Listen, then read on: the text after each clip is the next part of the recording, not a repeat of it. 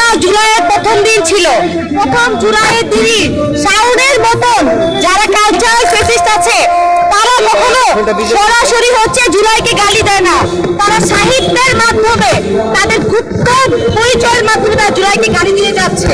সে কতটা বিকৃত মস্তিষ্কের মানুষ হইলে 2 বছর পরে এসেও জুলাইকে নিজের মধ্যে ধারণ করতে পারে না। সে জুলাইকে সিডিআই বলে। আমরা বলতে চাই শাওন, বাংলাদেশের জনগণ তোমাকে সিডিআই বলে, তুমি এখনো জুলাইকে হচ্ছে নিজের মধ্যে ধারণ করতে পারোনি। আমরা দেখি যখনই হচ্ছে আধিপত্যবাদের বিরুদ্ধে কোনো লড়াই হয়, বাংলাদেশের মানুষের কাঙ্ক্ষিত কোনো সংগ্রাম হয়, শাওনের মতন কালচারাল ফেসিস্টরা জাগ্রত হয়ে উঠে, তাদের মধ্যে হাসিনার যে সত্তাটা আছে সেটা তারা প্রকাশ করে উঠে।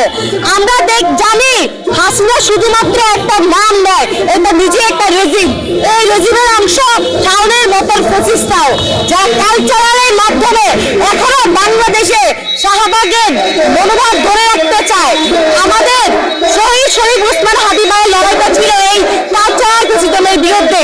তিনি হচ্ছে বাংলাদেশকে কালচারাল ফেসিজমের থেকে বের করে আনতে চেয়েছিল, যা আন্দোলন সংগ্রামের মাধ্যমে সম্ভব না, তা আমরা দেখি এই কালচারাল ফেসিজমের মাধ্যমে সম্ভব, যা জুলাইয়ের মতো, যা শাওনের মতো বিকৃত মানুষের হচ্ছে এটা স্থাপন করে। শাওন অন্তর্বর্তীকালীন সরকারের সময়ও যে ধরনের স্টেটমেন্ট দিত, এখন নির্বাচিত সরকার আসার পরেও সেই সরকারকেও নিজের মধ্যে ধারণ করতে পারে না। অর্থাৎ আমরা কি বলতে পারি, শাওনের মতন মানুষেরা শুধুমাত্র হাসিনাকেই তাদের ক্ষুধা মনে করে। আমরা এটা মেনে নিব না। এই সরকার শাওনদের গ্রেফতার করবে, বিচারের সম্মুখীন দিবে। তাদের জুলাই নিয়ে এত চিন্তাটা কিসের? জুলাই মাস আসলেই তাদের রাতের ঘুম হারাম হয়ে যায় কেন? তাদের নেতা নেত্রী এত দিল্লিতে পড়াতো, তাহলে শাওনের মতো মানুষেরা এখনো কেন বাংলাদেশের মাটিতে থেকে সে হাসিনার সত্তাকে বাংলাদেশে হচ্ছে প্রতিষ্ঠা করতে চায়? এই সরকারকে এই বিচার করতে হবে, এই জবাবদিহিতার আন্ডারে আসতে হবে।